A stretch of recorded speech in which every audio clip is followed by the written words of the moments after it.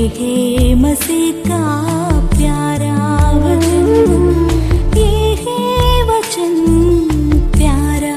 परमेश्वर के धन्य नाम की महिमा हो। प्रभात मनन के सत्र 2305 में आप सभी का बहुत ही विनम्रता के साथ स्वागत करता हूं। आइए आज के मनन के लिए हम पढ़ते हैं याकूब अध्याय 5 पद 11। देखो, हम धीरज धरने वालों को धन्य कहते हैं। तुमने अय्यूब के धीरज के विषय में तो सुना ही है, और प्रभु की ओर से जो उसका प्रतिफल हुआ उसे भी जान लिया है, जिससे प्रभु की अत्यंत करुणा और दया प्रकट होती है। दुनिया के इतिहास पौराणिक समय से लेकर देखा जाए, लड़ाइयों एवं खून बहावट की कहानियों से भरे हुए हैं। राजा महाराजाओं के इतिहास को आज काफी लोग बड़े उत्साह के साथ चर्चा करते हैं, परंतु ज्यादातर उन शासक लोग भी खून के प्यासे थे। अपने अपने देश के क्षेत्रफल को बढ़ाने या दूसरों की संपत्ति हड़पने आदि के उपलक्ष्य से वे आपस में लड़ते रहते थे। एशिया से लेकर यूरोप तक और अफ्रीका से लेकर ऑस्ट्रेलिया तक सभी महादेशों का हाल यही था। यीशु मसीह के जमाने के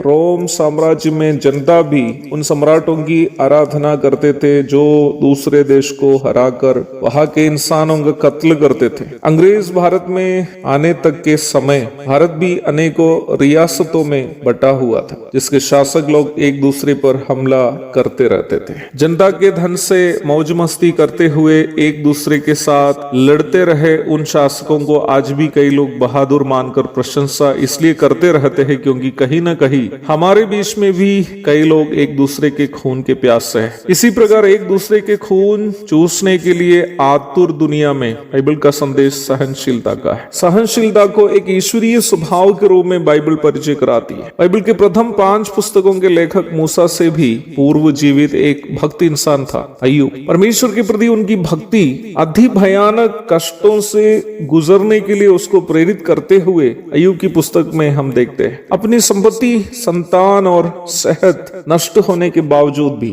उन्होंने उन सभी कष्टों को धीरज से सहते रहा। उनकी पत्नी भी उनको यह सलाह देते हुए हम वचन में पढ़ते हैं कि परमेश्वर का इनकार करते हुए प्राण त्याग कर दे, परंतु परमेश्वर पर अपनी आशा छोड़ने के लिए अय्यूब तैयार नहीं हुआ। अय्यूब ने जिन कष्टों से गुजरा उसे वर्तमान परिप्रेक्ष्य में समझना और समझाना दोनों मुश्किल काम है। अय्यूब के जीवन में उन कष्टों को आने देने के पीछे कम से कम 3 ईश्वरीय उद्देश्य को हम वचन से समझ सकते हैं। पहला, ईश्वरीय नैतिक स्वभावों का प्रदर्शन, exhibition of God's moral characteristics. मैं इस बात को पूर्व में बता दिया था कि सहनशीलता अथवा धीरज या पेशेंस परमेश्वर के नैतिक स्वभावों में से एक है। बाद में स्वयं प्रभु यीशु मसीह जगत में आकर धीरज को उसकी परिपूर्णता में क्रूस पर दर्शाया था। दूसरा, अपने भक्त के जीवन से परमेश्वर की महिमा, God's glory through the life of his saint. अय्यूब के जीवन में शैतान इसलिए परेशानियां ला रहा था क्योंकि वो परमेश्वर के सामने यह साबित करना चाहता था कि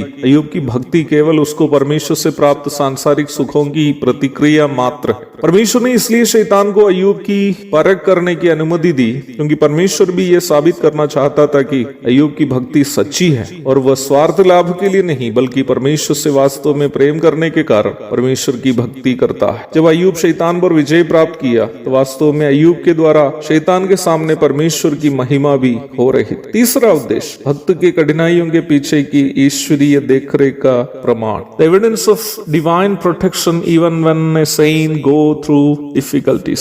अय्यूब की पुस्तक हमें यह भी प्रमाण देती है कि प्रत्येक कष्ट और परेशानी जो अय्यूब के जीवन में आई है तभी आई जब परमेश्वर ने उसके लिए अनुमति दी, और तब तक ही रही जब तक परमेश्वर ने उसे होने दिया। और उतनी ही परेशानी आई जितनी की परमेश्वर ने शैतान को अनुमति दी थी। अर्थात यद्यपि अय्यूब अत्यधिक कठिनाइयों से क्यों न गुजरा हो, परमेश्वर ये सुनिश्चित रखता था कि शैतान अय्यूब का सत्यानाश नहीं करे। और अंत में हम ये भी देखते हैं कि परमेश्वर ने अय्यूब के द्वारा सहे हुए सभी कष्टों के बदले सब कुछ उन्हें बहुतायत देकर उसका सम्मान भी किया। याकूब विश्वासियों को तसली देते हुए कह रहा है, अय्यूब के जीवन से हम भी प्रोत्साहित हो जाए और धीरज से कष्ट सहते हुए वर्तमान संसार में मसीह जीवन को आगे बढ़ाएं। एक और शुभ दिन की धन्य कामनाओं के साथ आज का मनन में यह समाप्त करता हूँ। प्रभु आप सबको आशीष दे।